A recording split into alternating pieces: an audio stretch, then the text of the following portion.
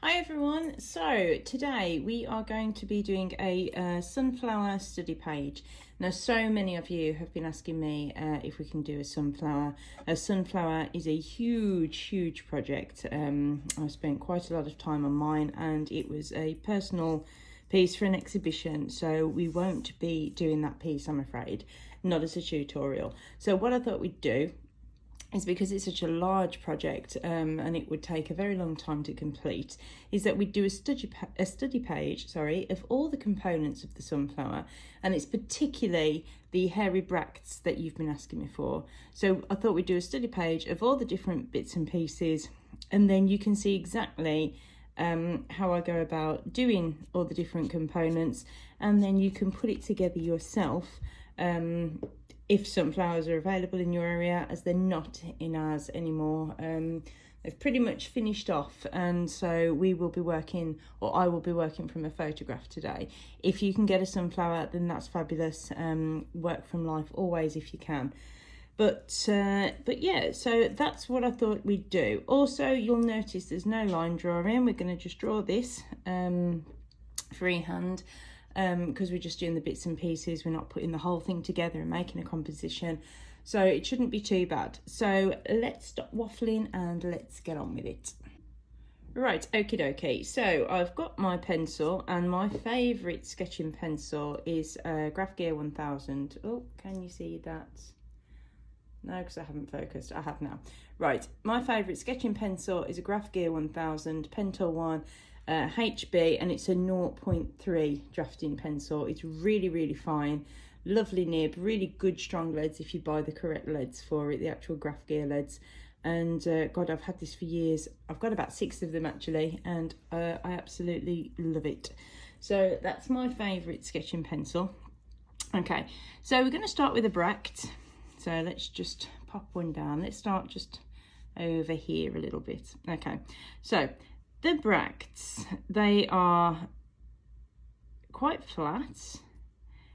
Let's just put a centre line up our bract to begin with, okay, because we've got this sort of middle vein that goes up the centre, or rather this middle section. Okay, so we're just sort of sketching that down. Let me just focus the camera a bit better. It's all right, I'm trying a different setup today. So let me just press. And there we go, that should stay there then. Yeah, I'm just trying a different setup today because I wasn't comfortable before, and I felt that things weren't working out properly. So let's try it like this.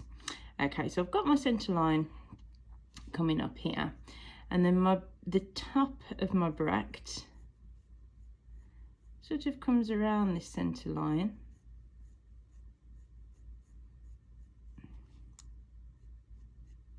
And then it comes off to create that little sort of spiky bit at the top. Okay, and then we're coming down at the sides.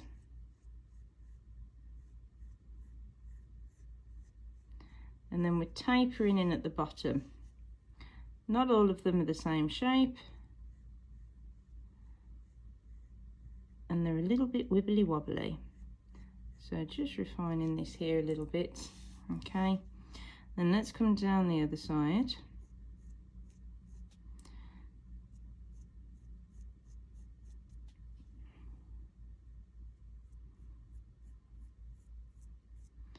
Okay, so there's my sort of basic bract shape. And then at the bottom, it sort of comes down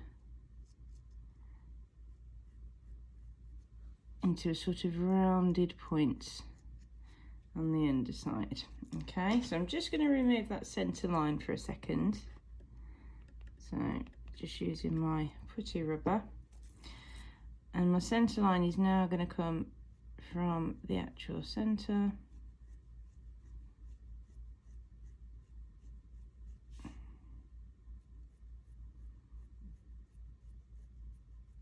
Coming up here.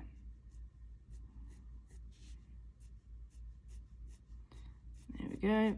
So keeping the original centre line, and then just adjusting it at the top and adding in the right hand side there. Okie dokie. Now we've also got some markings on the bract, some of the sort of little veiny bits. We can put those in if we want to, but you don't have to. So if you want to guide, you know, there's these little sort of sections, just make sure that they curve around the way that the bract grows. Okay, so there we go, we've got our basic bract shape. And the good thing is with these is they're not symmetrical, they're uneven, so you shouldn't have too much trouble just freehanding this, but if not, it's a very good thing to practice. You need to have good drawing skills to be able to get on in botanical art. When you're beginning, it's absolutely fine to be using line drawings and to be getting down the techniques of using your coloured pencils or your watercolour or your graphite, but you do need to have good drawing skills. I'm not going to sit here and do a full complete drawing course because that's a whole nother video. Well, it's not just one video, it's a lot of videos. I do have a video on measured drawing that you can go and watch if you want to do proper measured drawing. But for now, for this freehanding, this little bract, that's absolutely fine. We're not doing the full flower, so there we go. Right, okie dokie. So what we're going to do is we're going to lighten our graphite with our putty rubber, as always.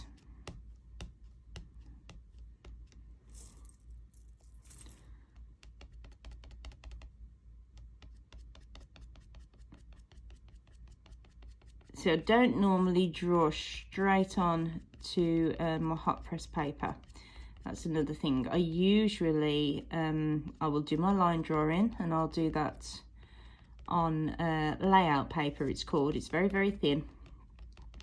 And I'll do it on layout paper, and then when I'm happy with my drawing, I will go over it in a black pen, because with layout paper, you can sort of see through it. It's so thin. Not as thin as tracing paper, but almost as thin. So I'll do my line drawing, I'll go over it once I'm happy in pen, then I'll flip it over so I can see through the back. So I've got a reverse drawing. Then I will trace it onto normal tracing paper, flip my tracing paper over and transfer that to my drawing paper.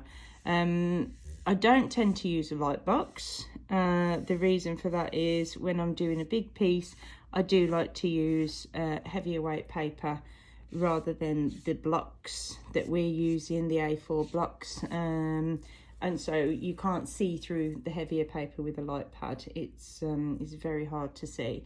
And with a block, with an A4 block, I like the stability of having the sheet of paper on the block. It's not going to move, it's not going anywhere, so I can't get my light pad behind that either. So I just use good old-fashioned tracing paper to trace.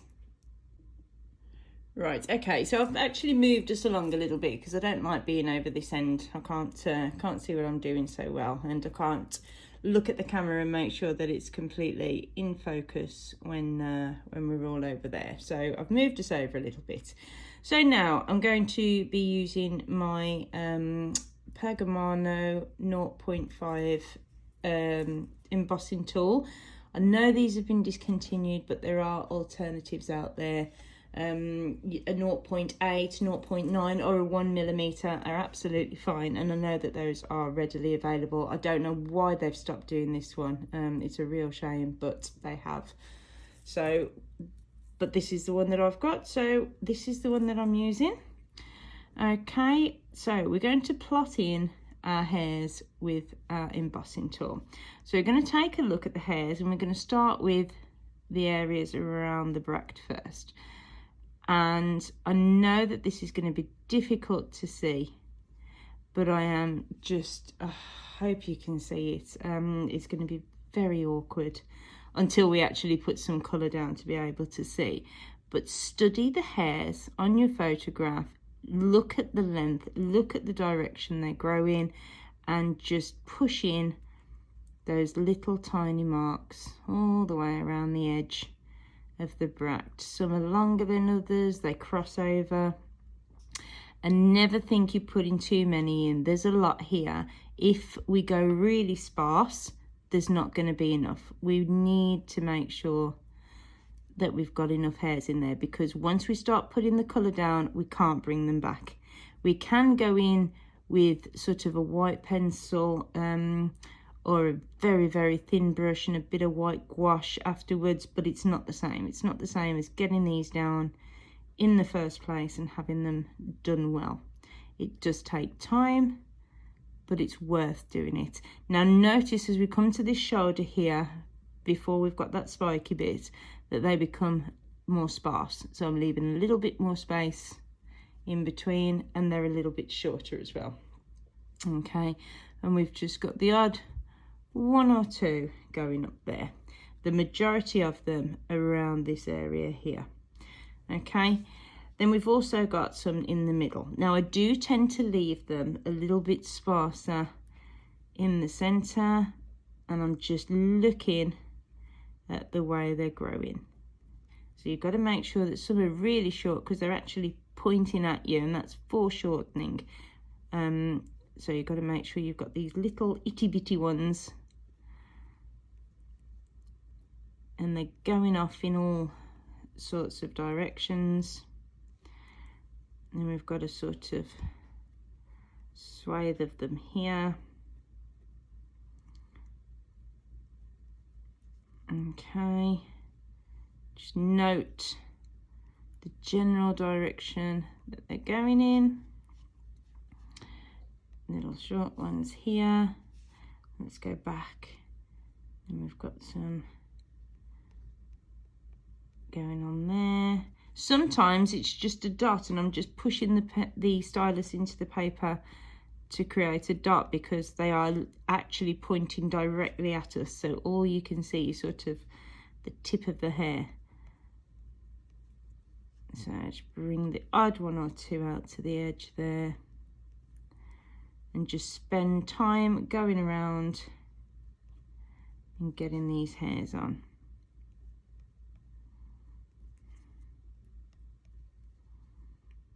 Okay, so they become less as they're moving upwards. We've got the odd one or two that we can see. Let's just have a look. Got the odd one or two around the edge there as well. Okay, so let's just get rid of that little mark. And now we're going to go around the other edge.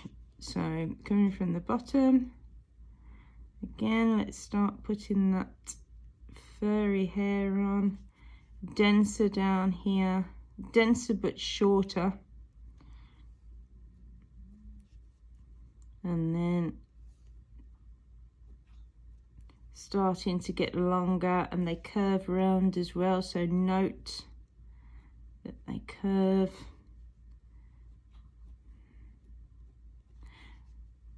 They're quite whiskery actually, almost like cat's whiskers. So just looking.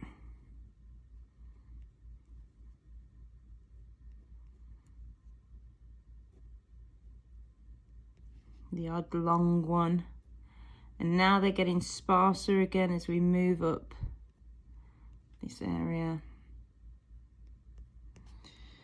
Okay, right. Now, I really do hope that you've been able to actually see what I've been doing.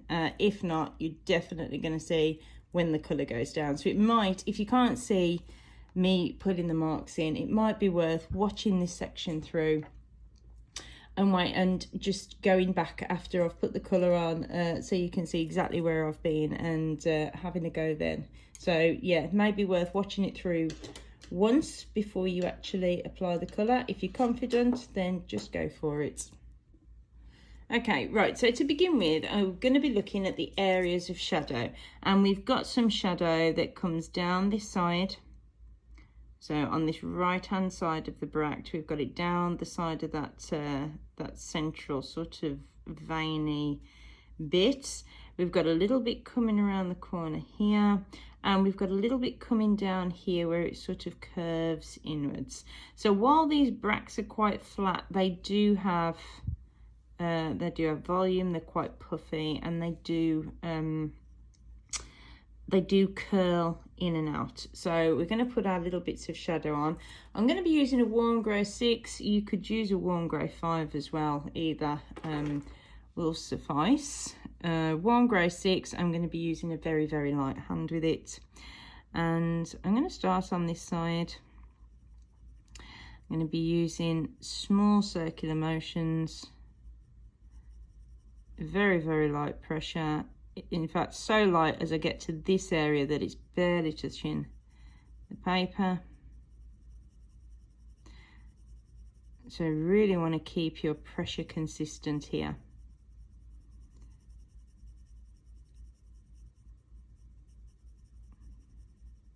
And lighten it again there.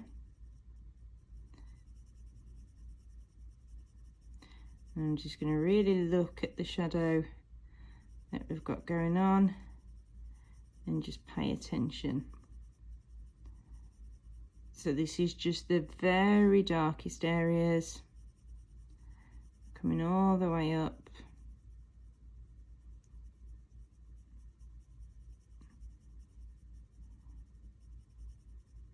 And then I'm just pulling little bits out here where there's bits of dark shadow. Okay, so there's my first little bit of colour. We've got another sort of veiny bit there that we marked down, and I'm going to bring a little bit of this, very light pressure again, just down the side, and bring some of those little markings out that we can see again.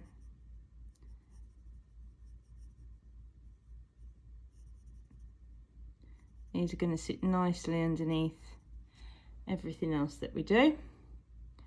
And then here we've got a bit of shadow that comes around the bottom edge here. I'm not taking it all the way to the edge, as you can see. I'm keeping it just shy of that edge.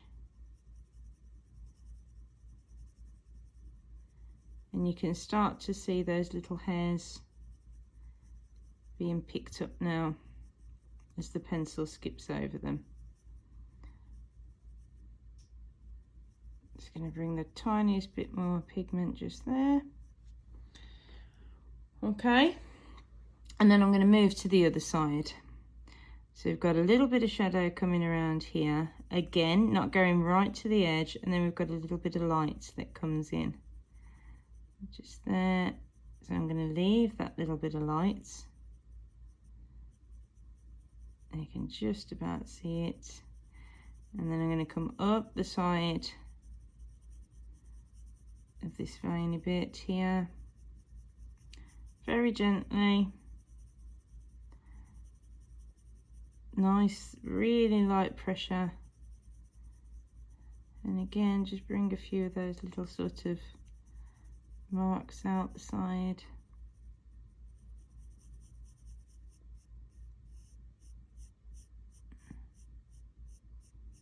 Stroking down there. Let's have a look. I can afford to go a little tiny little bit darker right up close to the edge here. Only a tiny bit, and it's better to do it lightly, just bits at a time.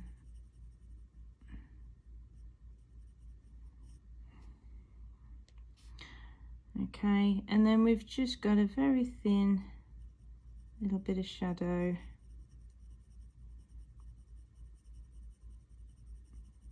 Just coming around here.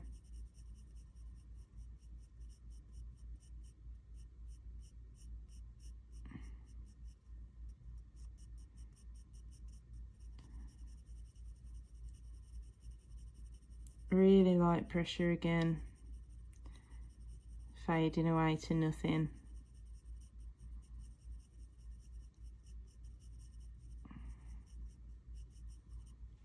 Just there. And we're just going to bring the tiniest amount just on this left hand side of that middle bit.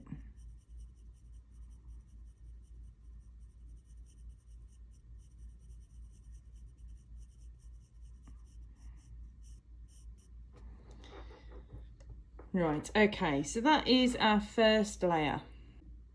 Okay, so we're going to move to our greens now, and the first green we're going to use is chrome oxide green.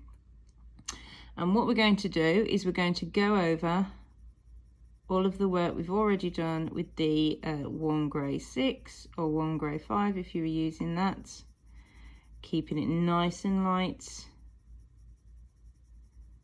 and just starting to work over everything that we've done so that it starts to become green and not grey. Just make sure you're keeping to that light pressure. It's better to go lighter and go over a number of times than it is to have heavy pressure.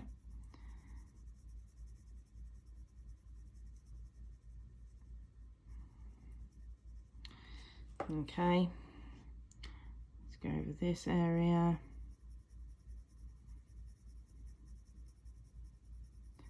Fading off as we get to the bottom there again.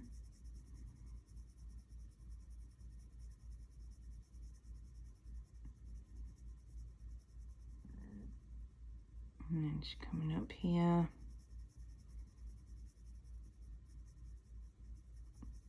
Really nice and light.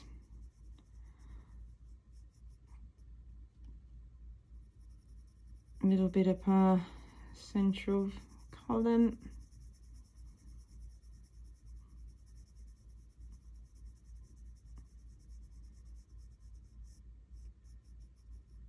Just there. Gonna bring a tiny little bit of this into that little area of shadow there, because we want a different colour for this eventually. Okay, then let's start working on the right hand side. I'm keeping this above the bottom. I'm not, even though we can see shadow down there, I'm staying away from there because I want a different colour. So we're keeping away from there.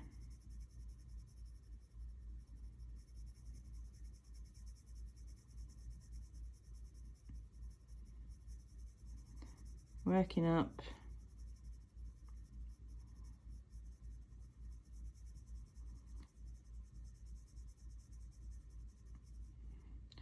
And over those little bits that we pulled out.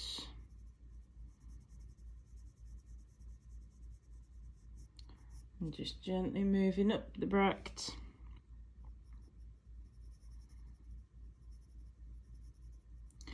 Same over here, nice and light.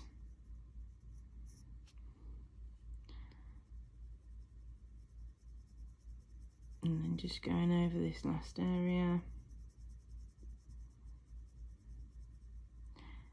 Okay, I'm just going to bring a little bit of this up into here now. So if there's any bits that I want that are slightly lighter but still a dark green, I can just go and add those. I'm just going to come down here. Bring a little bit of darker green just in there, but not grey.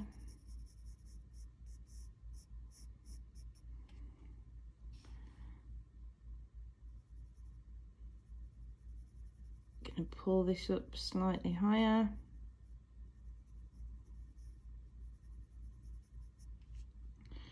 And then I'm going to re-go over this central area,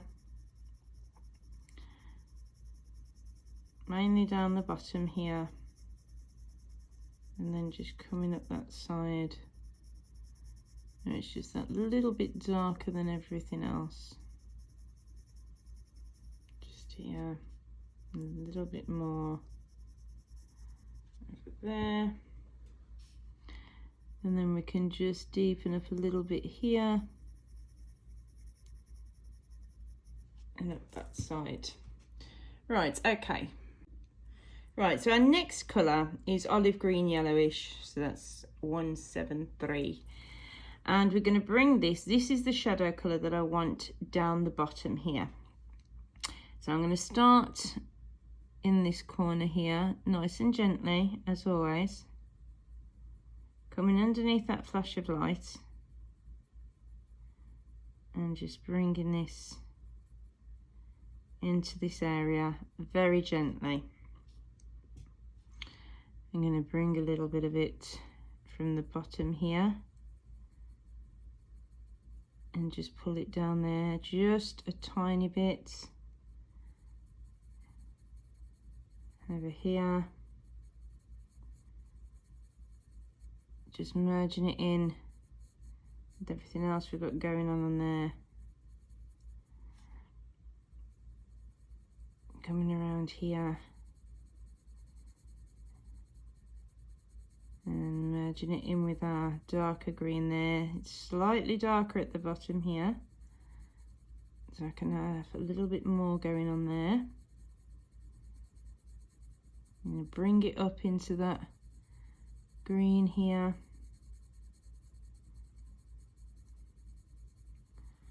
Into that white space there. I'm aware that there's dust falling. I can get that with my brush in a minute. And I'm going to bring it in to our shadow area here.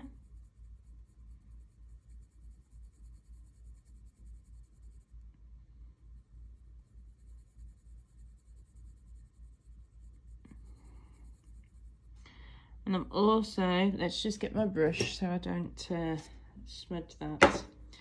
I'm also going to bring this a little bit up through that middle bit there, where we can see it's got that different colour. Just there. I'm going to come up the edge of our deepest shadow here. Just bring a little bit up there. I'm going to bring a little bit into our dark shadow here.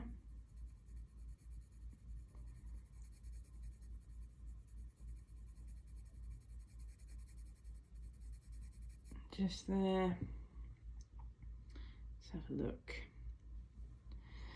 And I'm going to bring a little bit more, so another layer just around here. To make it that tiny bit darker there. And a little bit here, Right, okay. So we can see the form starting to take shape now. So let's move to Chromium Green Opaque 174. Just need to sharpen that because I hadn't done it already. Okay. And this one we're going to do exactly the same as we did with the Chromium Green Opaque. No, the Chromium Green Oxide. This is Chromium Green Opaque. And we're going to go over our darkest shadows and just start to build up. So again, lovely light pressure. Just going over what we've already done.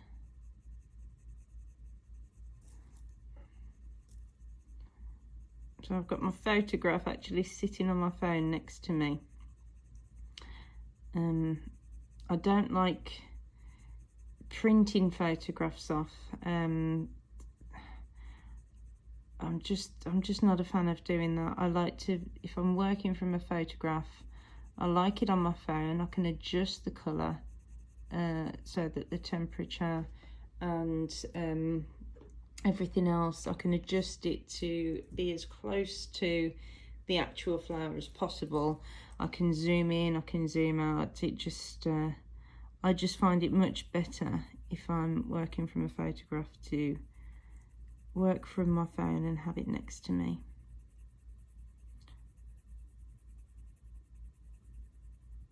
So just coming up here,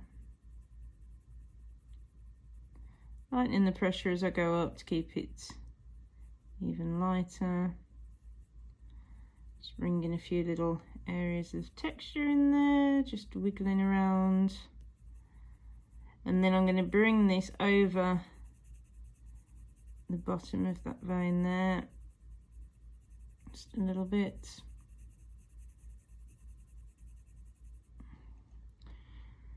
Over to here.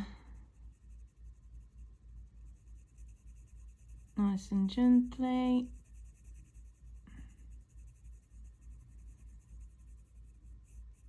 Just come up there a little bit. Onto the left side of our centre. Just going to gently merge that with the olive at the bottom.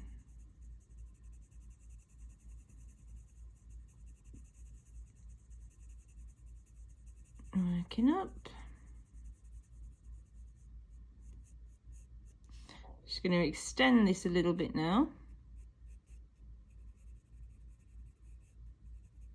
Okay, on to the other side where we have our darkish shadow just here.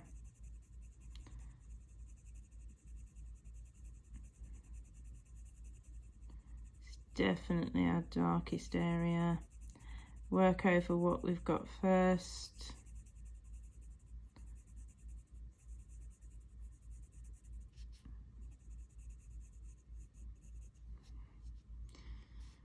And then I'm going to bring a little bit of this just into the white space, start getting a little bit of colour down in there, bringing it into here, over our dark area at the side, over our shadow.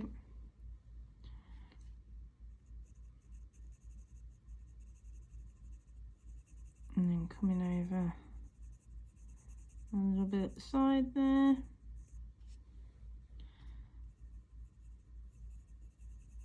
Bringing a little bit down here so that things start to meet.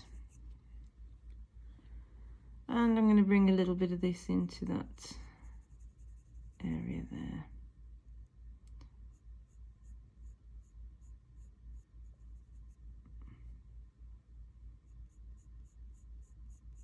And start to sort of join everything, just leaving that little flash of light through there.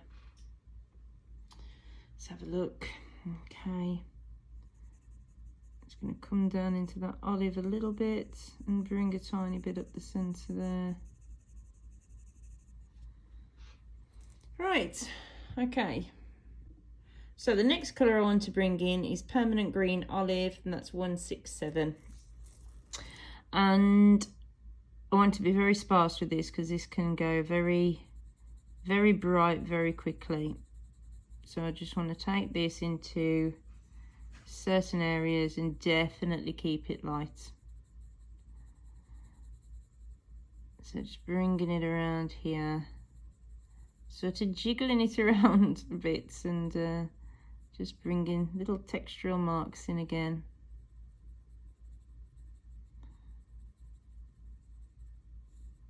It's just a really nice colour to have, and it's a good colour for this, but I just like to keep it light.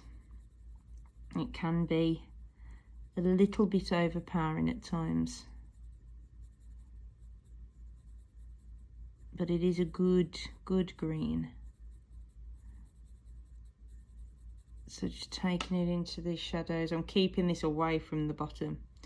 I don't want this in the bottom area at all. This brighter colour is reserved for sort of this top area, top and centre area.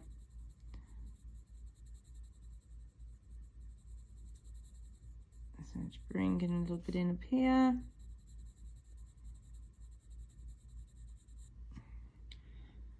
Okay, it's not going in that middle. It's the wrong colour. Can bring a little bit of it in here.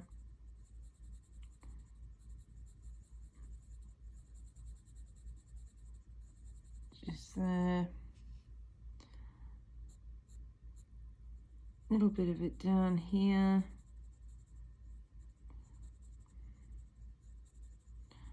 Just being sparing with it. You see this brighter green on this side, we can just mix a little bit of it in with that there. Okay, and that's as much of that as I'm putting down.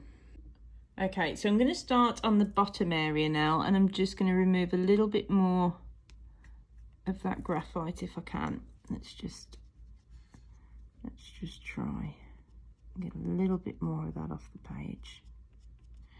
Okay. Right, so going to an earth green yellowish now. And I want to keep this nice and light down here. So I'm just coming in over the top of that shadow we've already put down. Bringing a little bit of the in over that olive colour that we had. Just there. A little bit of it in here. Okay, and now we are going to take a synthetic brush. So you don't need an expensive brush, you just need a nice synthetic brush that's quite small, quite firm. I'm using a Princeton Aqua Elite number 2. There's a multitude of brushes you can use for this, as long as it's synthetic and it's quite firm, then we should be good. And what I'm going to do, if you've watched the hellebore video, you'll know what I'm going to do. We are just going to pull that pigment around at the bottom with this brush and blend it out to get that softness that we can see on this underside. So just wiggling around in there.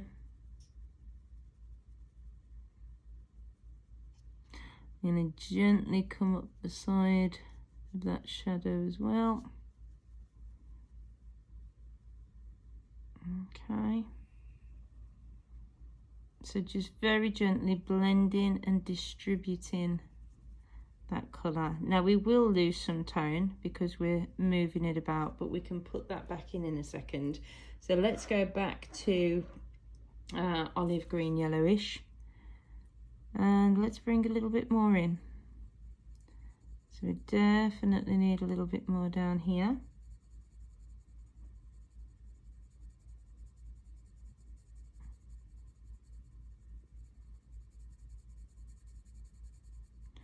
Using the brush just gives this lovely softness to everything.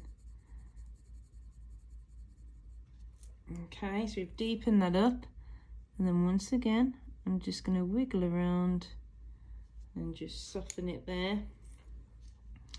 I'm going to add a little bit more colour over here, directly under there.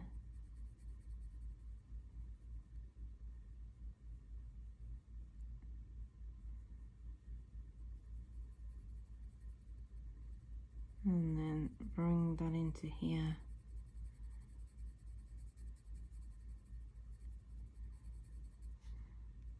So just looking at where I've got a little bit more shadow. So just there, okay. And then again, just very gently with this brush, just wiggling that around. Okay. I'm going to take a little bit of May green. No, that's earth green yellowish. Where's May green gone? May green's over here, which is a slightly brighter green, and I'm just going to add a touch of this around this lighter area at the bottom here. Just a little bit. Just there. Again, just very gently brushing that in. I'm going to take a tiny little bit of green gold, which is 268. Okay, and we're going to add this in over this side, just here, and a little bit at the bottom, just there.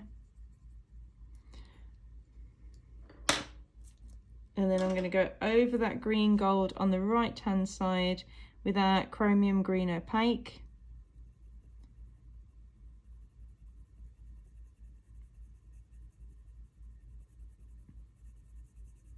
Just getting the right amount of depth over here and the right tone. Everything really light pressure still. let's just have a look. It's nice to sit back and have a look. Go slightly darker here on this side.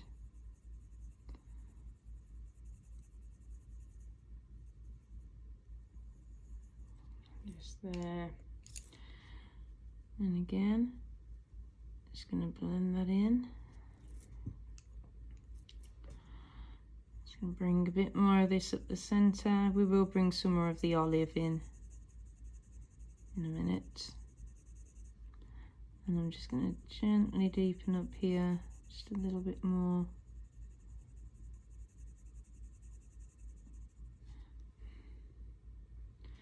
But that's the thing, you can afford to do it nice and gently when we're using this brush.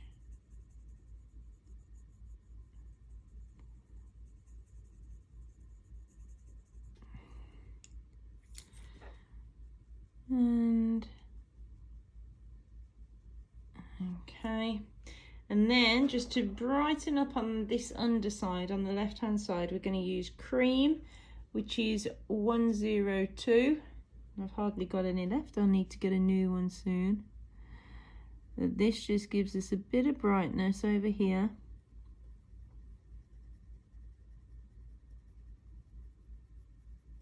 Just there.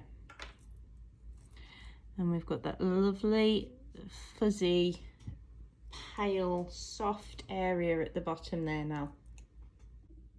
Right, okay, so now we're going to just take things a little bit deeper.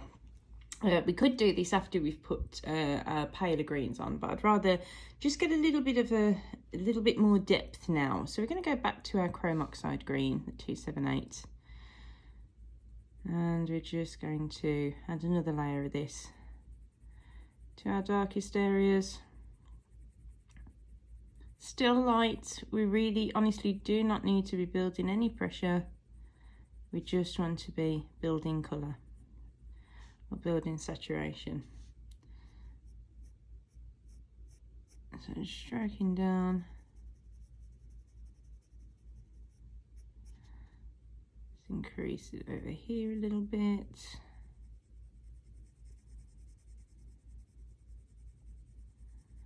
Just going to bring a little bit of it into our lighter area here.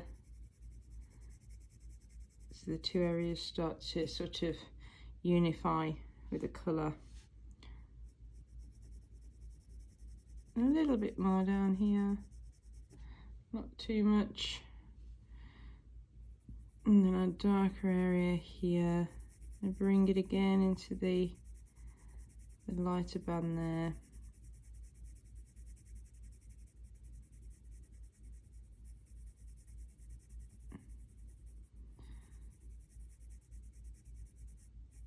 Just here. Right, okay, so I think we'll move to our earth green yellowish now. Right, so let's start putting this down.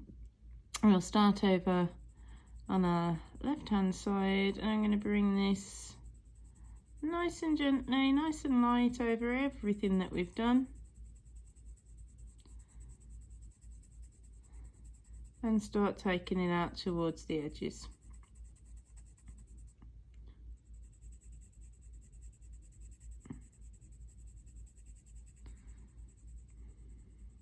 I'm not going right up to the edge, as you can see. I'm just staying a fraction away. That lighter edge is reserved for our May green.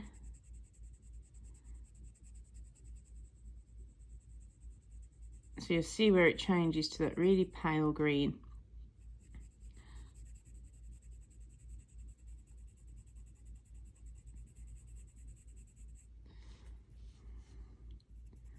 And we'll start coming into here.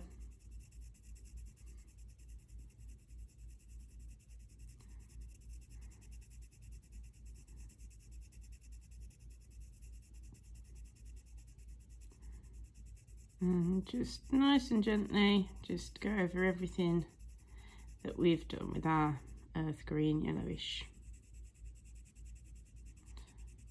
And our hairs are really starting to stand out now, which is nice.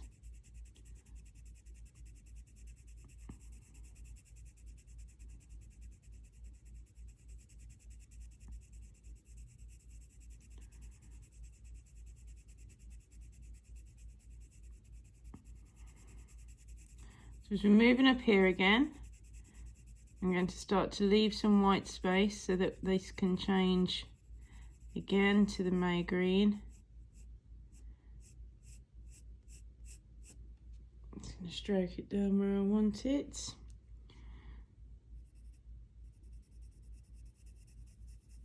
Just bring a little bit more in on that side there. And then I'm going to come over this white space here and then lift the pressure to leave it light there. Okay, let's continue into our central area, not the central band, but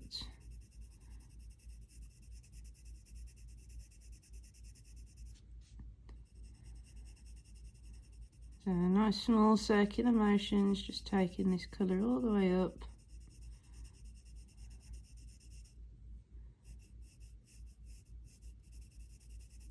And then gently into that space there.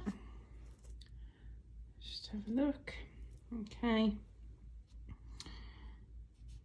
I'm going to bring it from the bottom over that olive. Need to add a bit more of that olive colour in here. We can bring that in a second. And then I'm going to leave this around here, like so, just there. On to the next area.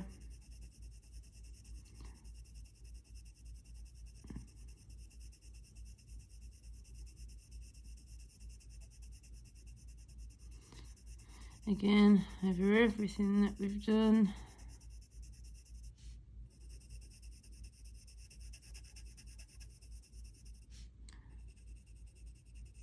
I think there's something in my lead, I can hear something scratchy. So I'm going to have to sharpen this in a second.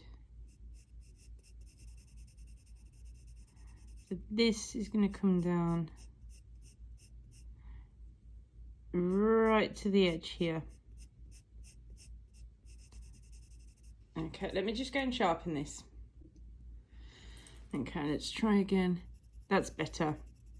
There was a little stone or something in the lead. Sometimes you get that. Usually get that with luminance, to be honest. Don't very often get it with polychromos, but there we go. Come up the side here. A little bit of a light area reserved for our May green at the edge. We can certainly come up to here. And we can come into that lighter band there.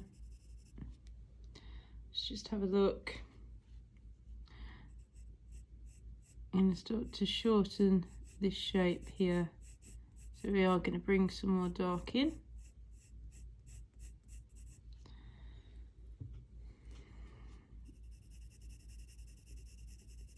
And I'm going to bring in some more of this here.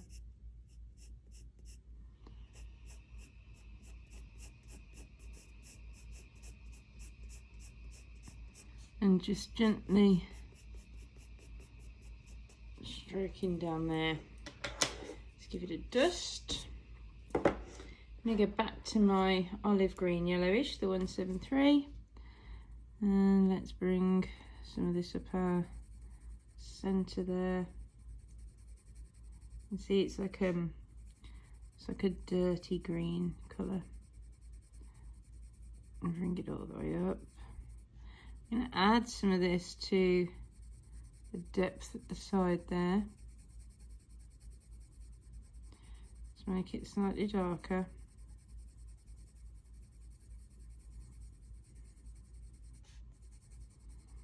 And on our edge here. Oh, excuse me.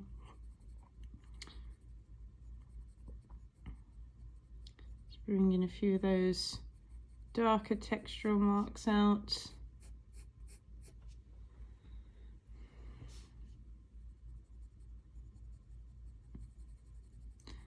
I'm going to bring a little bit of this into here.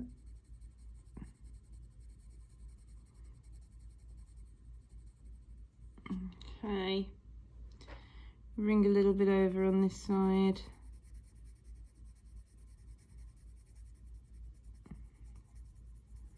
Where it's our darkest over here, and I'm going to follow that through, taking it into this area here and lightening.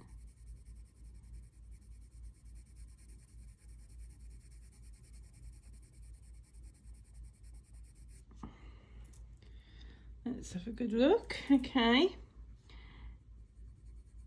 just going to very gently bring a bit more down here. I'm going to go back to my May green, bring a little more of that in there, very gently, just that little bit of lightness. Okay, and now we'll stay with our May green and we'll start moving up the sides now. So nice and gentle with this May green. And you can see where your edge is with your hairs protruding from it. And we can start working up to that.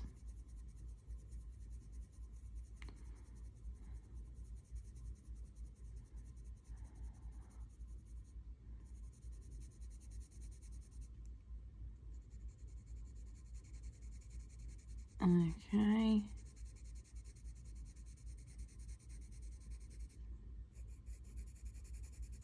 Taking this over the earth green yellowish in this area.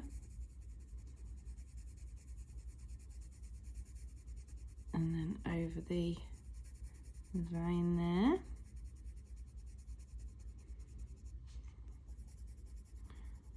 Over the vein in this area. So it just knocks them back a little bit so they're not so prominent.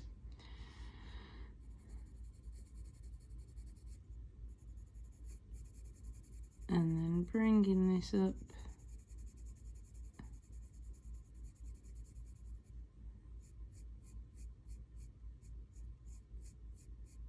Very lightly, very gently, just stroking it up to around there. Start coming down the opposite side. Let me just get that edge, that's it. Okay, and we can bring some of this in here, over a light area, and into here. We can start working up to our edge now.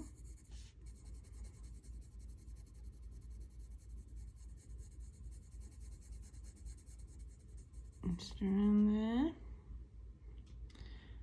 Have a good old look. Okay, I'm going to take where have you gone, some green gold, and we're going to very gently run this through, very gently, barely touching the paper, just running this through this middle section there.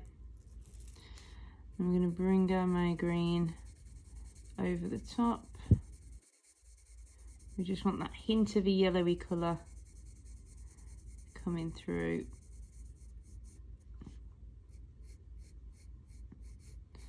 Just want to make sure I've got a kind of edge here.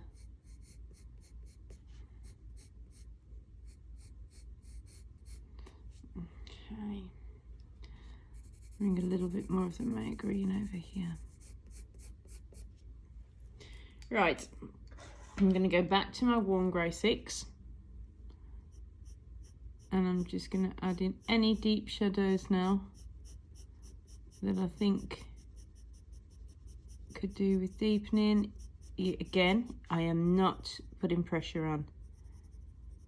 I am just going over certain places.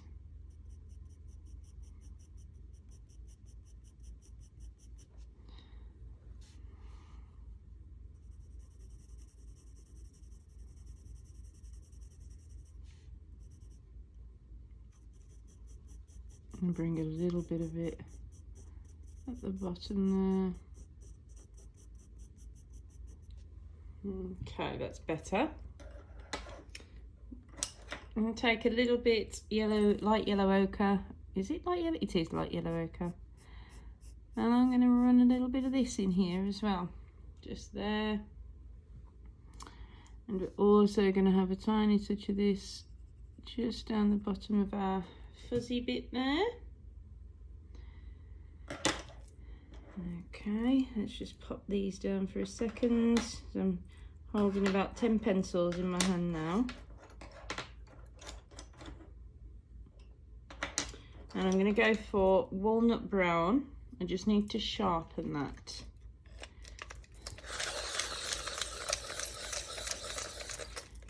Okay. So we've got a few little markings on here. We can pop these on. You can use your walnut brown or you can use your dark sepia. Depends on if the walnut brown comes on dark enough. So we've just got these little spots that we can just pop on. A little bit of a marking over here. Just there. Mark at the edge. And then we've got a little mark that just sits here. So you can just pop that on there. Right, okay, we're going to need a really sharp pencil now. So I'm going to sharpen my walnut brown and my dark sepia on the sanding block so that they're nice and sharp. Okay, so going back to that green gold, I'm going to extend this up towards here, towards the points. And I'm going to take the olive green yellowish, and I'm going to bring a little bit of this in over the top of that here.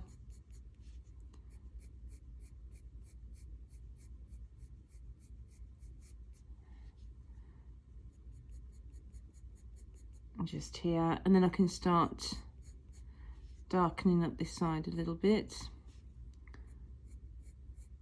and also extending it slightly.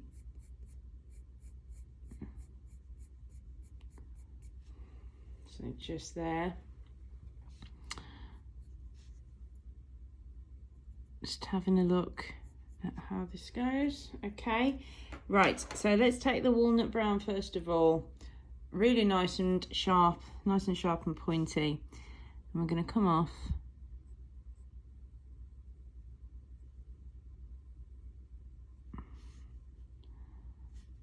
and I'm going to bring my point on here. So I don't want to touch that again now, because if I start touching this end, it's going to lose its taper and it's going to become bulky. I can work from it from the middle, but I don't want to touch this top bit. So from here, I'm going to come down the edge, deepen up, and you can see we've got this little bit that comes out and comes back in again, almost like a tiny thorny serration. Just there, very gently, going to come down the side with this, lightening the pressure. Just here. I'm going to switch to the dark sepia now.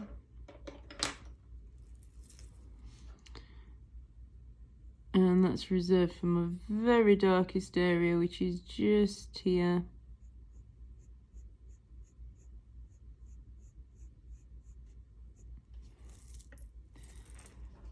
And again, that serration. Just want that slightly darker.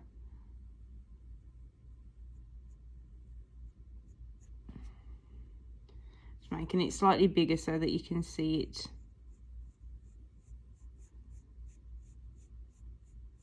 Okay, let's have a look at that. Right, that's a pretty cool bract that we've got going on there. Might just add a little bit of dark sepia into that sort of notch there, and then we've got a few little markings that just come down that side. Let's just pop those in. I've got a little bit of a mark there as well. So we could keep going on, but let's just leave that. So that's our first bract. Now what I do want to talk about is how we will then go about putting on the sides, so the bracts adjacent to it. We're not going to draw a whole new bract, but I want to talk about the positioning of the shadows and how things will look, etc. Right, okay, so let's go back to our pencil now, our sketching pencil. And we're going to very lightly, I'm just going to sketch in some shapes at the side as if we were going to have those additional bracts on.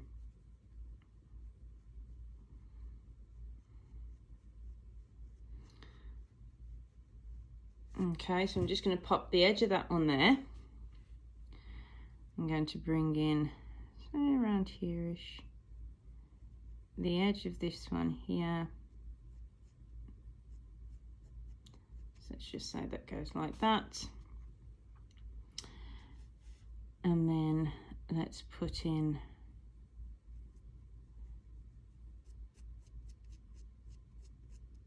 something like that. Okay, so we've got 3 levels here, levels of shadow. We could also put the one in behind, but that's just taking it a bit far. Okay, so our light source is coming from this direction-ish. Okay, so here is our lightest area. That's where our highlight is, so to speak. Okay, so our shadow is naturally going to sit on this side. So our darkest shadow is going to be here. It's also going to be here where we've got 1, 2 in front of this one. So even though our light source is coming from here, this is sitting over the top and it's causing a shadow. Okay, so with that in mind, we know that this is going to have a slight shadow underneath because this is sitting further forwards. So it's going to hit the light more. So there's going to be a little bit of depth there. Then there's going to be more depth here, because we've got 1, 2 layers sitting on top, so this is sort of nestled down at the back there. Then we've got further depth here because this is right in the shadow, and if we were to take it even further, this area at the back here, which has got 1, 2, 3, is even further. So you know, we've got different levels of depth, different levels of shadow, and we need to be aware of those, and that's what's going to make your work look more realistic and carry more weight. You need to be very aware of contrast. You need to be very aware of the way that your light's sitting and keep it consistent, because if sometimes your light's coming from over here and the highlight's there, and sometimes your highlight's over here, it's just not going to work. You have to be consistent throughout, and that's one thing, you know, that you really need to be on top of when composing your pieces and when lighting your subjects. If you're right-handed, we tend to light from the top left and down. If you're left-handed, we tend to light from the top right and down. It's just a general rule of thumb. You can do it however you want to, but just make sure that it's consistent across your piece. So we're going to go and just add in a bit of shadow now so we can see how that sits and how this front bract will pop forward. So what I am going to do for the just for the sake of demonstrating, I'm going to go back to my embossing tool and I'm going to put some more hairs on, just in a couple of places, just so we can see how these are going to sit against the shadow. Okay, so I'll bring some from this bract. They're quite strong here, quite bright. They're sitting against a dark colour.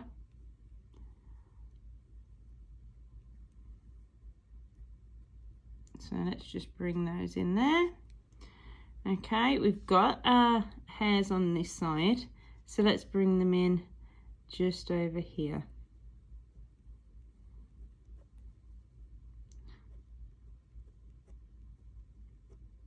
Okay, and just a couple just down there.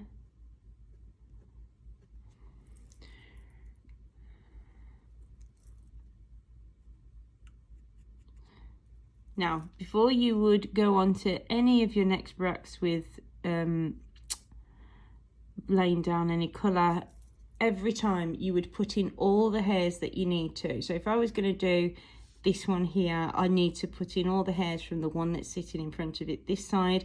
I need to put in all its hairs around its own edge. I need to put in any hairs that's sitting at the back, because once you've put colour down, you can't put those hairs back in. So it's best to go around and spend a lot of time embossing all your hairs before you do anything else, to be honest. That's what I do. I emboss a lot before I even put pencil to paper.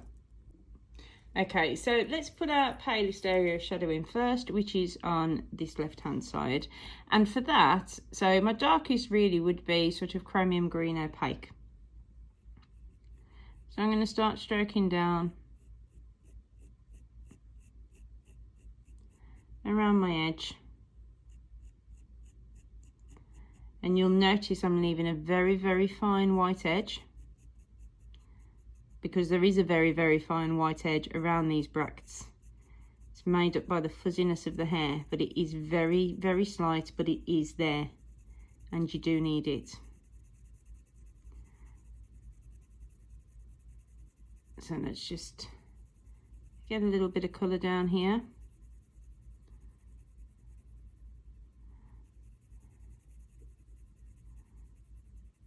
So this would be my colour.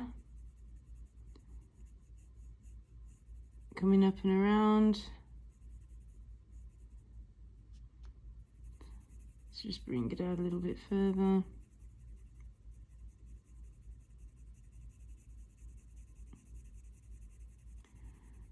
Sitting over those hairs really nicely. I'd probably have a bit of permanent green olive in here as well.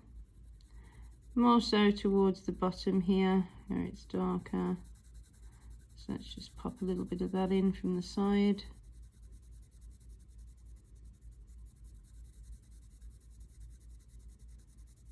Just around here. Have a bit of my green, earth green yellowish over the top there as well.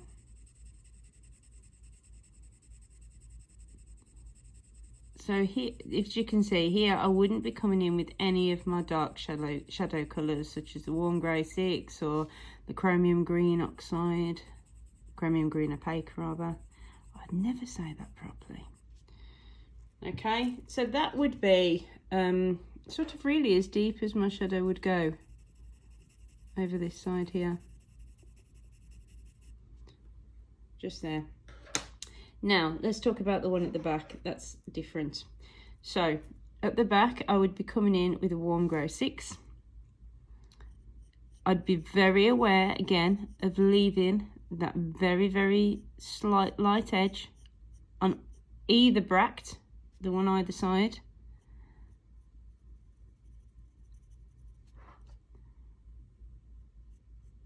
My dark shadow would be fading out as it moves into this light area.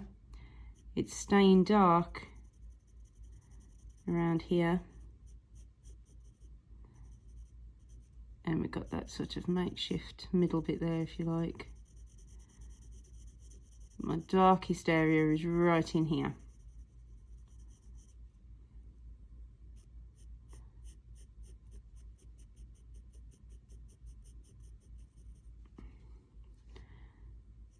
So coming down to there. And just in here. Okay, then I'd be going over that with chromium green oxide, chrome oxide green. I have to start memorizing these. Honestly, those are it's the one colour that I never ever say right for some strange reason. So I'll be bringing this in here.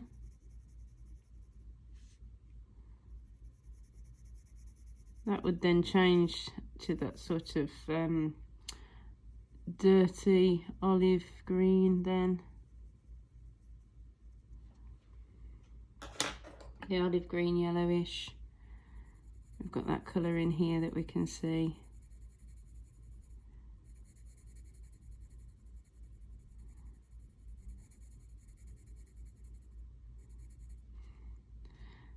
So our shadow is getting lighter as we come around into the lighter area.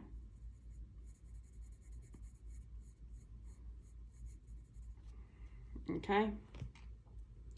So you've got 2 levels of shadow there. If you wanted to, you could actually pop a little bit of this just down here in this corner, because you can see that it is a little bit darker, but we wouldn't want to go any darker than this down here. Okay, and then over to the other shadow. So this is our darkest one here. Again, we'd come in with our warm grey 6. Leaving that very fine light edge. Come a little bit closer if I can.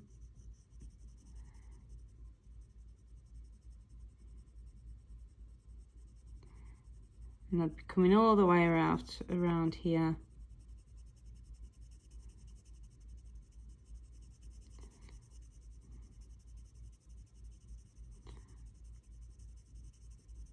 And I would probably, this is the area of shadow where, like here and here, I'd be going over it quite a few times. It's dark down here. It's our darkest area. And it comes pretty much all the way up. Start adding a bit of shape to this bract in front now. Comes in here, it's a little pinch there.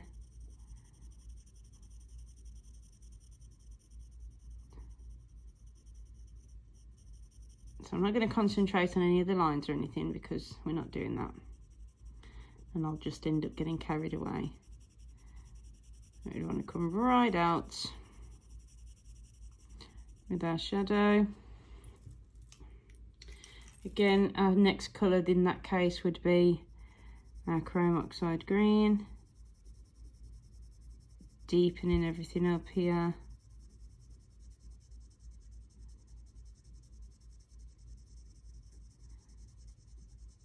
And I'm just using a little bit harder pressure here, so I don't have to use a lot of layers, just so I can quickly show you the depth that's needed here. It's dark.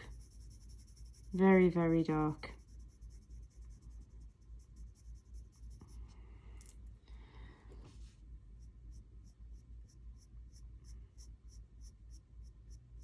And we've got our bits coming off the sides there. Okay. And then after that, I'd be going in with my chrome green opaque. And just adding a further layer of depth.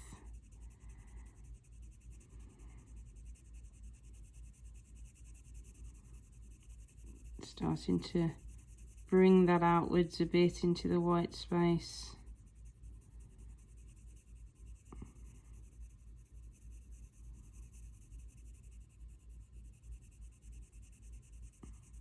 Okay. There we go, and then I would just make sure that this area is really nice and deep, and I've got it nicely defined with the warm grey 6, just there. So you can see just how much that makes our central bract, the one that we've worked on, pop forwards now. And you can see how you will go about putting in the bracts around it, and how lovely the hairs stand out once you've started working up across the whole piece. So I think that is really it. That's all we need to go over with the bracts. If you've got any questions, you can always ask me if there's something that I haven't covered, and I will do my best to respond as quickly as possible. I'm not as quick as usual lately because I've got a lot going on with my mom and with the kids, etc. But I am here and I do respond. So if there's anything that you need, let me know. Right, okay, so let's move on now and let's do a petal. Right, okie dokie. So let's look at some petals. Now the petals on sunflowers are pretty long, pretty thin, pretty straight. So we'll just freehand a few on. Oh, I just put some a couple of little notes there just to say that this was the deepest shadow and the light coming from this way, so that it wasn't confused. Okay, right, back to the petals. So our petals come from behind our bracts, and they come up into a tip at the top and then back down again. Okay, so something like this. We have a few folds in the petal, so we'd have one sort of that sits down here, and then just a couple of light lines that come down the petal there. Okay, and then we'd have another petal that's sitting either just behind or just in front of that, depending on the placement. Let's do it just behind, and then that way we can show shadow. So some of them have this funny little sort of tip shape, and they kind of fold over like this. So let's just extend that a little bit. Just there, okay. And then come over and just sit here.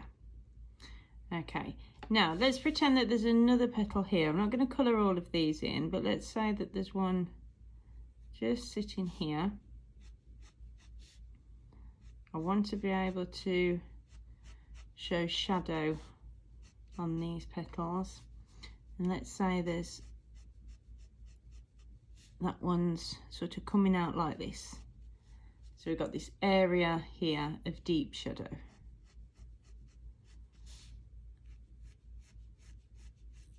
Okay, so essentially we've got three. And put the lines down there. That would taper away. Okay, so we've got three little petals going on here.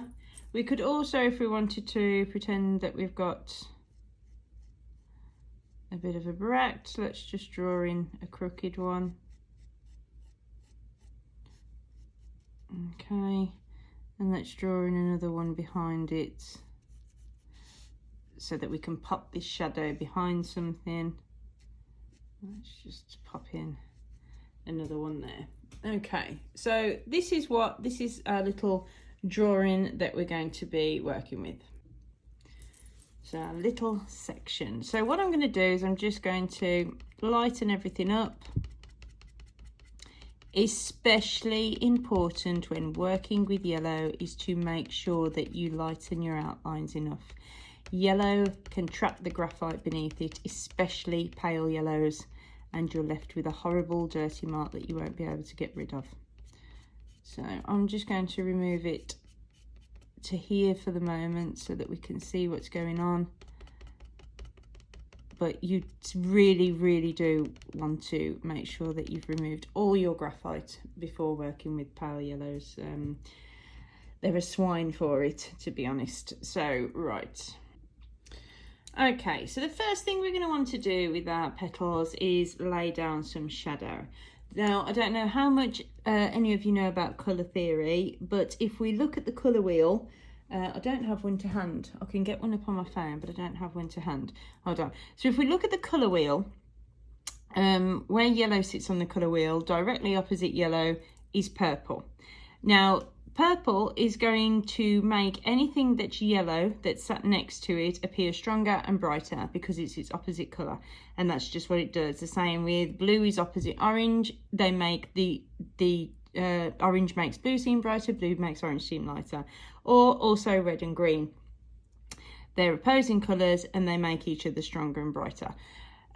What this means for us as artists, especially with coloured pencil, is that we can use the opposite colour to create a lovely complementary shadow colour for the colour that we're using. So in our case, yellow is our main colour. It sounds horrendous, but we will be using purple and a variation of purple, a pinky purple, to create our shadows.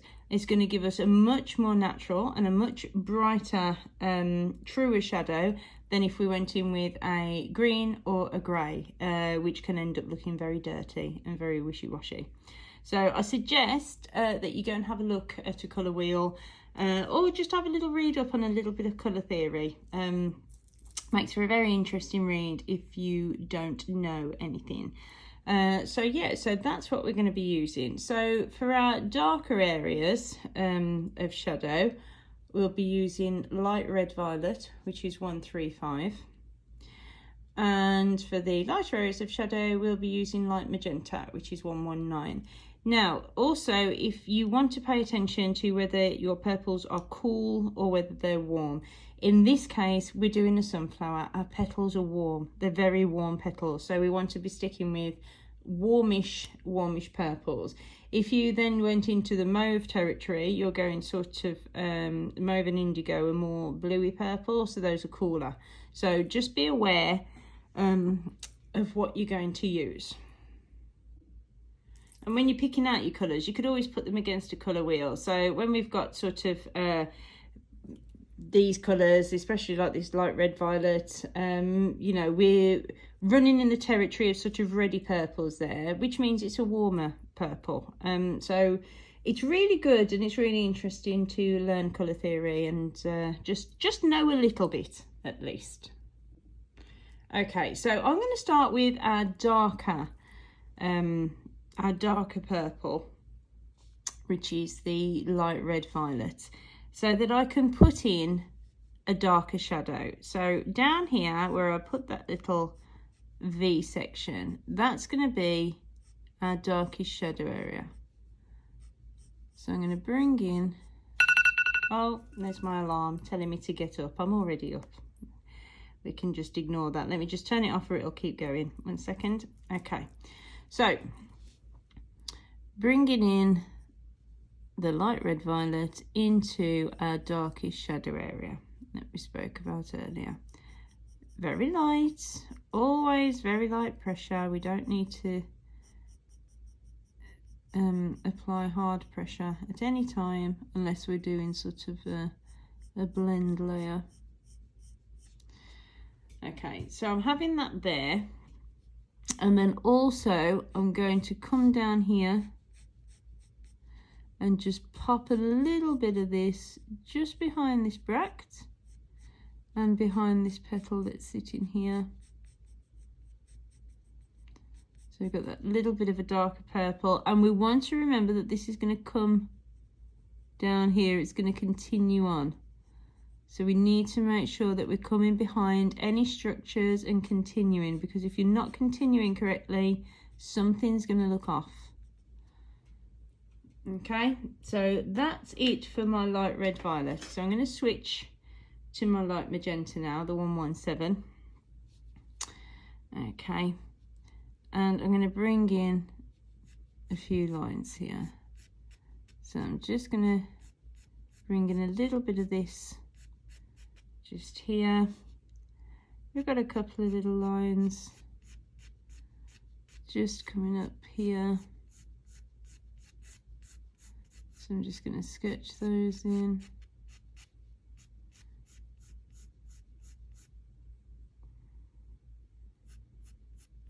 Just a little bit of this around the area of that shadow there. Okay, let's do next back petal. So I've got a little bit of shadow that's coming from where that petal folds. So that's why I put that fold in. I just want to be able to show you how that looks. And then we've got some lines that run down. And they're going to run into that darker area of shadow and continue behind our bract there.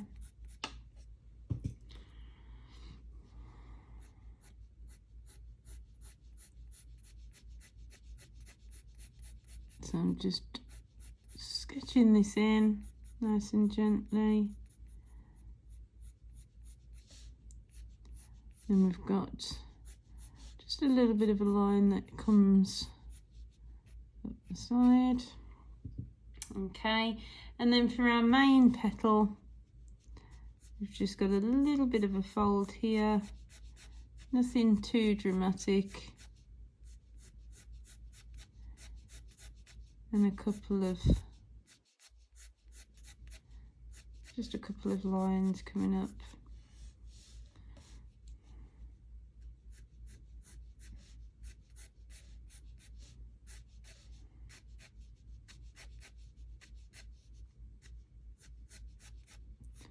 So just sketching in the shapes of the shadows within the petals.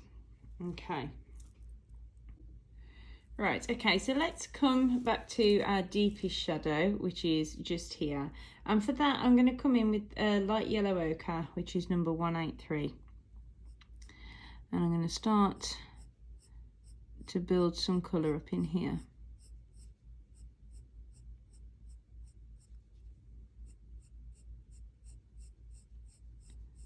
So I'm sort of staying within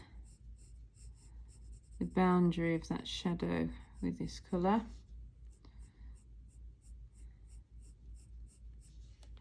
Okay, and I'm also going to bring this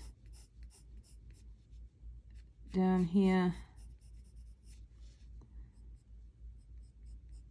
for our shadow just there.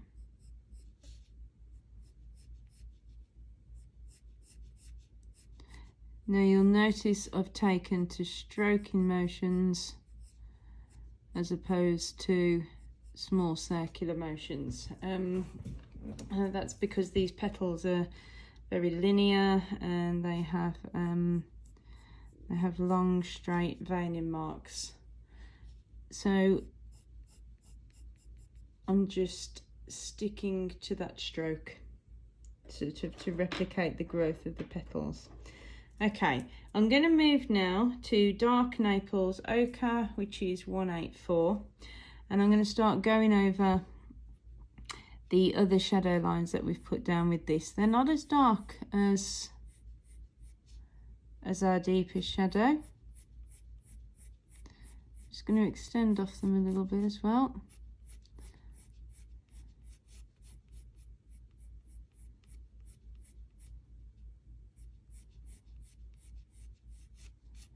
And tapering off and lightening as I make my way towards the tip of the petals, which are sitting nicely in the sunlight.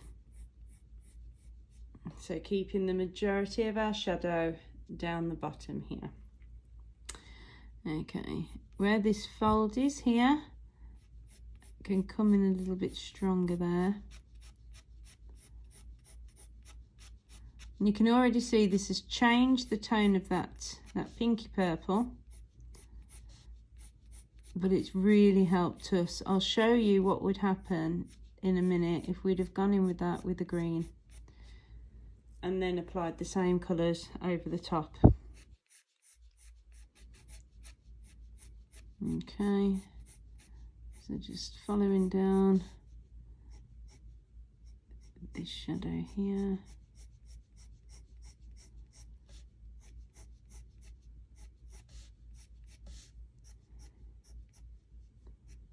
Making sure that my lines come all the way through behind that bract there. And then we've just got this paler.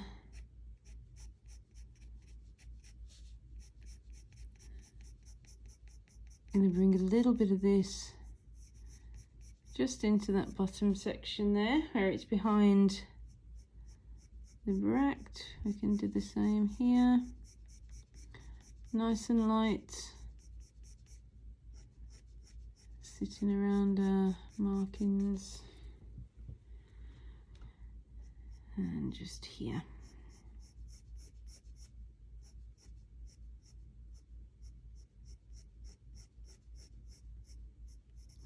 And bring this over the top of our darker mark as well.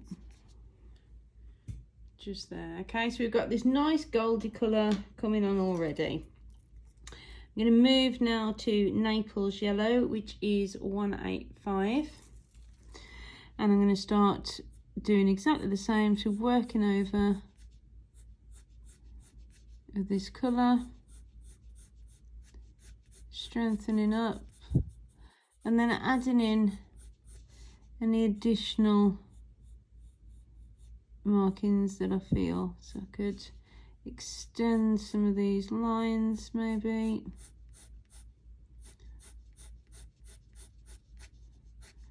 Bring in little bits of additional colour.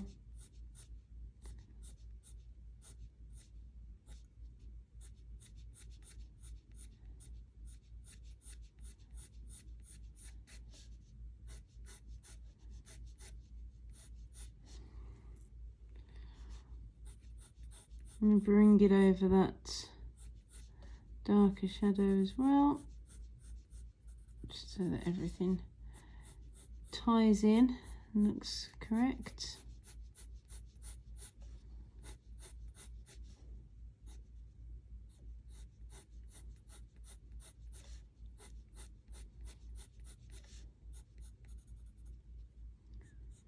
Down to the bottom here.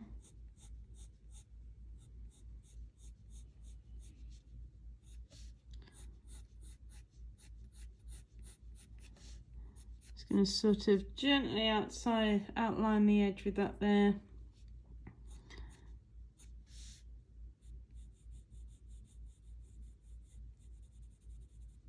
Let's put a bit of a line over the top and underneath our bract.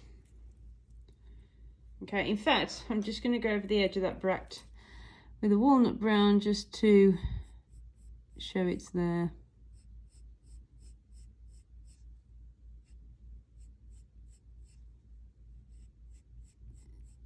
So that you can see more what it will look like with it being in place. Okay. Just continue on with this for a minute.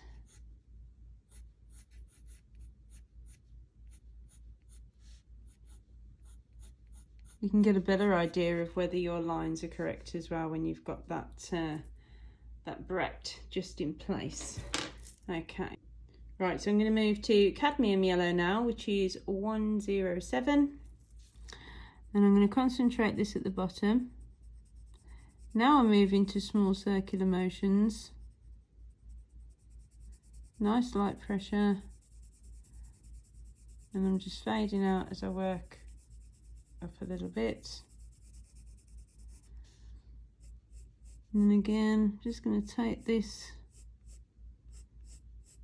just over the top of a few of our lines.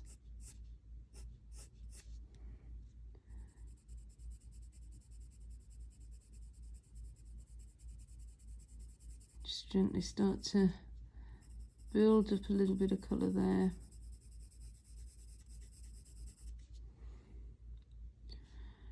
And over here, coming down the back. So you can see we've completely lost that pink. You know, it's just become this lovely golden shadow colour, which is exactly what we wanted.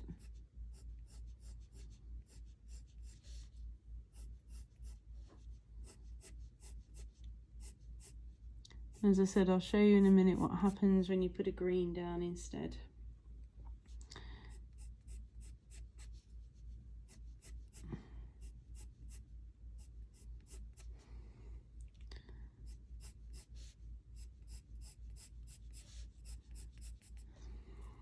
Okay, right, on to our next yellow, which is really our sort of main body colour, and that's light chrome yellow 106.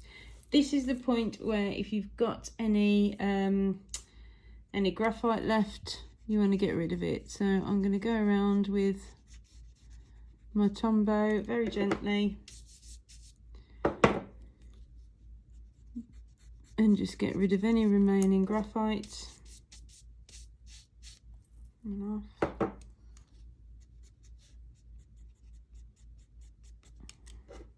So you'd probably do one petal at a time so you don't sort of lose where you are. But anyway, right, okay, and I'm bringing this now all the way over the bottom. And I'm going to start bringing it up the sides. So nice and gently alternating my pressure.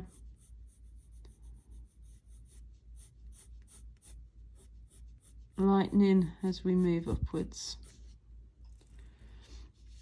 Okay, let's move to the next petal. Bring some over the bottom here. This is a fold, so I'm going to bring it inside that fold.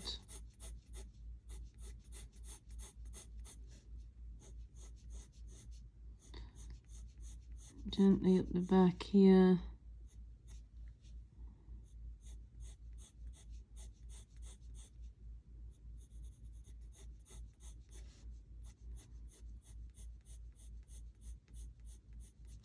I'm just going to come around the edge, the fold there.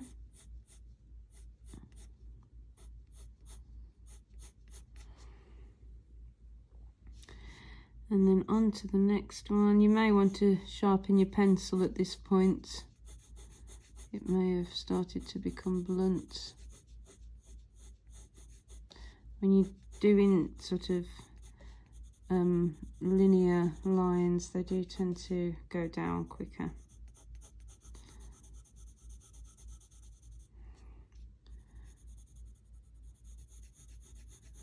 It's starting to come up the side now.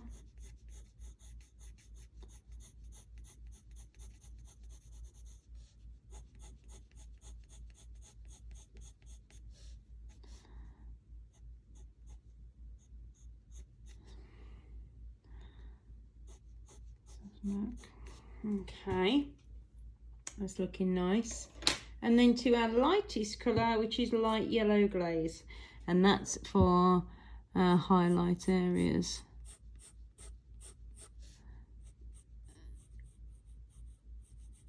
So nice and gently bringing this in now. So coming around there.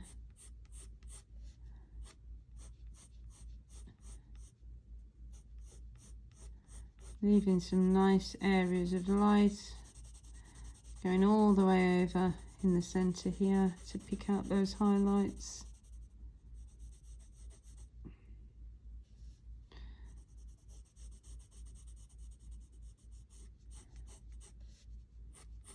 We've got that nice area of highlight at the front now.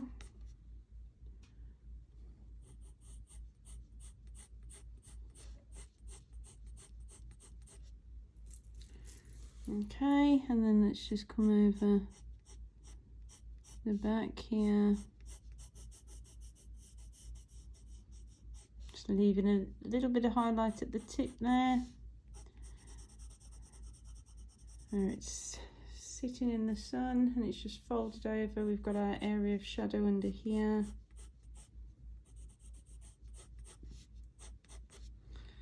Okay. And that is as much as I do for sunflower petals. They look really nice and happy and glowy and sunny. Now, if you wanted to sharpen anything up, it can then come in with a green gold. Say if you wanted to sharpen up this area here, and we could just very gently deepen up, just if we wanted to. Just there. Say if you weren't happy that it was quite dark enough, that shadow, you'd probably want a bit of a sharper pencil than this. I'd sharpen it on the sanding block. But anyway, you can just bring in that little hint of green gold. Okay, just to create a slightly darker shadow. So if you wanted this little bit at the bottom slightly darker, you could gently run a little bit of that up there and into these folds if you wanted to. But honestly, I wouldn't go any darker than that, because once your bracts are in front and stuff, everything's going to change. Okay, I'm just going to quickly show you what happens when we put the green underneath the yellow. Right, okay, so let's just do a very quick little one. Okay.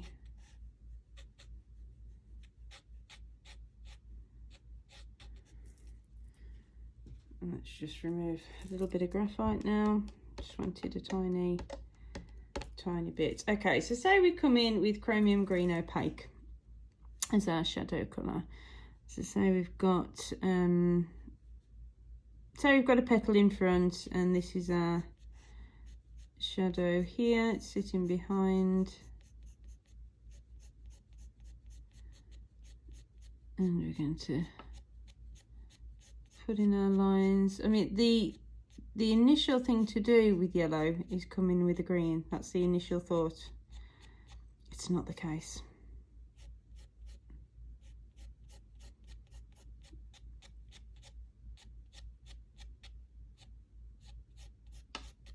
Okay, so say we've got a few little shadow lines just there. And then let's do exactly the same process. So let's come in with our yellow ochre for our darkest area.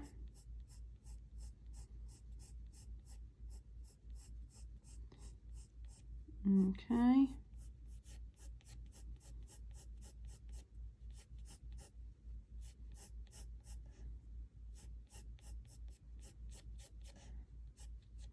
Just popping in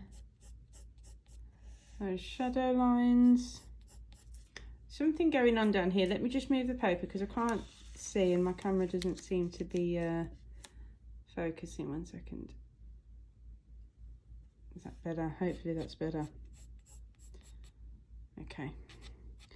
Right, so shadow lines there. Going into our dark Naples ochre.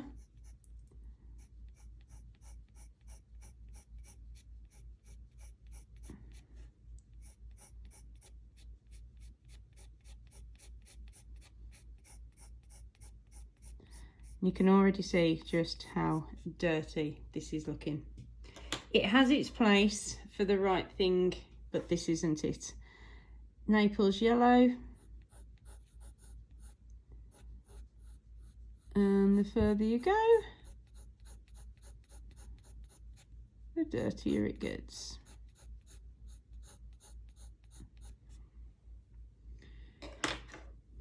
Next colour, our cadmium yellow light.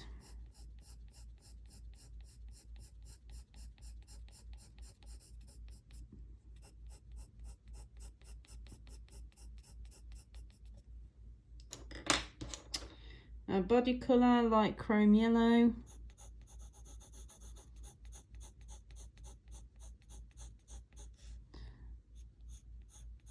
They're just starting to come down the edge there.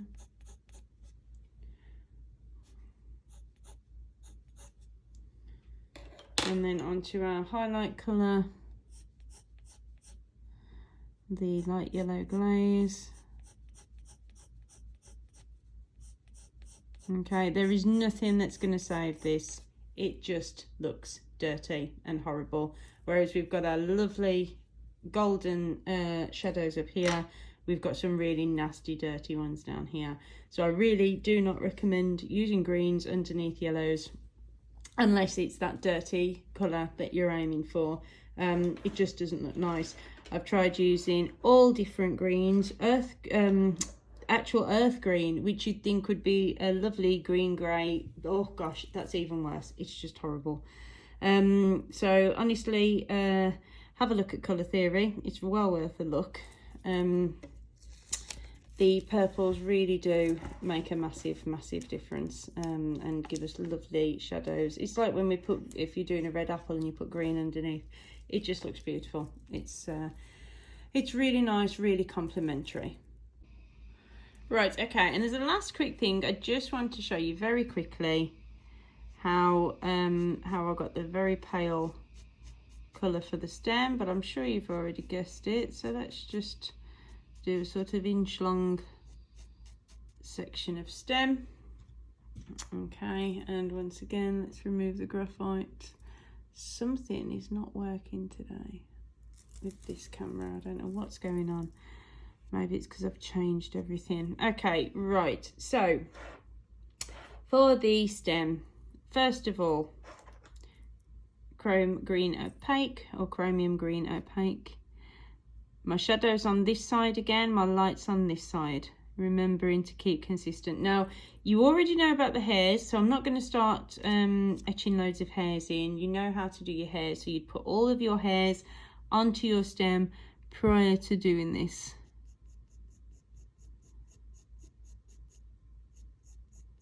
So I'm going to start coming in with my chromium green opaque, really nice and gently.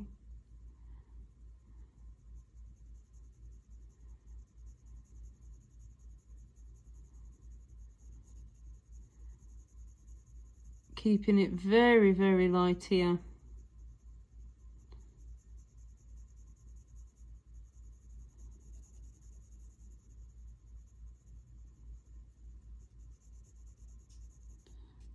Okay, I'd take a little bit of our olive green yellowish, work over the top of that a little bit into these areas where there's a little bit of depth, a little bit of a line coming down from the top there, say. A little bit of a fold. Just put another one in here, just for the sake of it.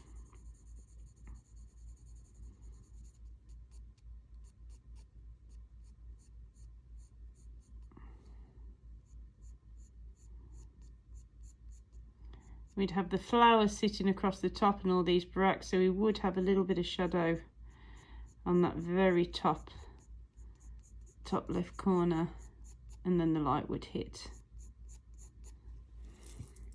Just go back to my chromium green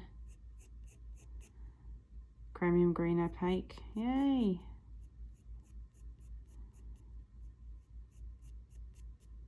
Okay, and then I would start to soften that in. So taking my brush,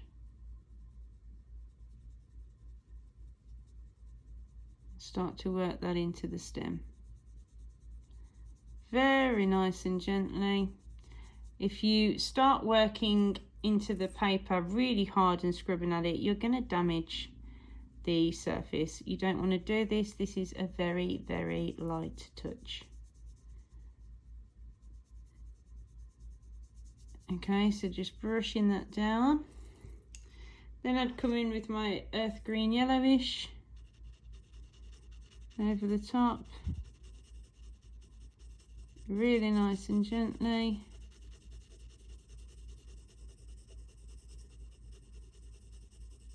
And you can see I've become much more sketchy. I'm just getting a light covering of this down, extremely light. You'd have all the hairs in there as well, obviously.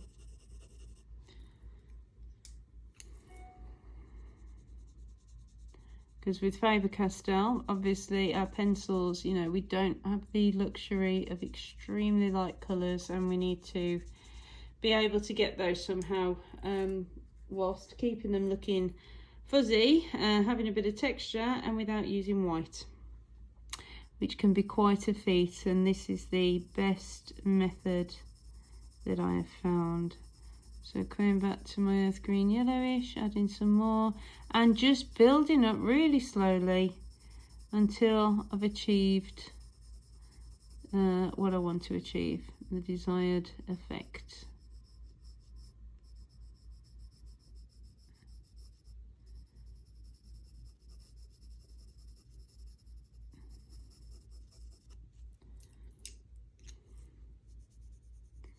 And then again, coming in, going over.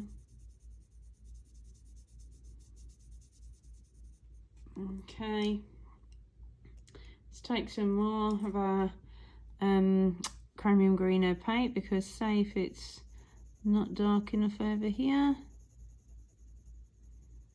start bringing a little bit more in. You can see it's still picking up the texture of the paper slightly.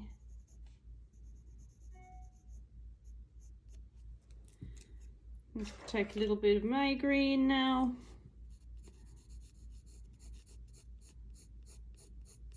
Pop a little bit of that on.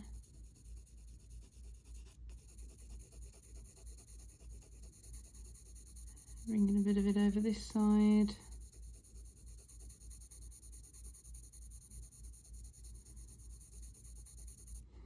Okay, and again, just softening with my brush. So we're just building up that that base colour until we're happy with it.